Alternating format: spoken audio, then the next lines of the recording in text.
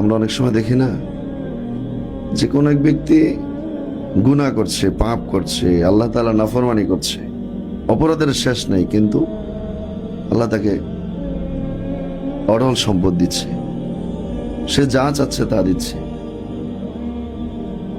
এমন আমরা অনেক সময় দেখি।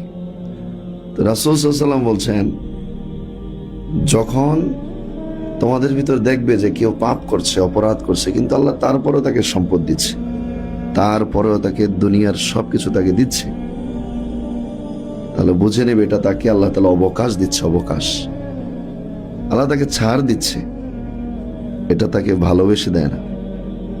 এরপর রাসূল সাল্লাল্লাহু আলাইহি ওয়াসাল্লাম একটি আয়াত তেলাওয়াত করছেন, ফালাম্মা নাসু মা যুক্কিরু বিহি ফাতাহনা আলাইহিম আবওয়াবা কুল্লি শাই হাত্তা ইযা ফারিহু বিমা উতু আখাযনাহুম বাগতাতান ফাইযা হুম মুবলিসুন। যখন কাফেরদের কাছে আল্লাহ তাআলার উপদেশ আসে, আসার পর যখন তারা ভুলে যায়, তখন আল্লাহ তাআলা দুনিয়ার সমস্ত সম্পদের দরজাগুলো, দ্বারগুলো খুলে দেন।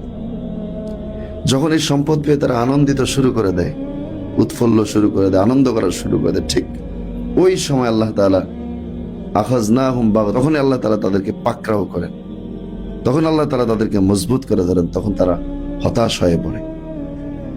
এজন্য যারা পাপাচার, তাদের সম্পদ দেখে মুমিনরা লোভ করবে না, লালসা করবে না, কারণ তাদেরকে অবকাশ দেয়।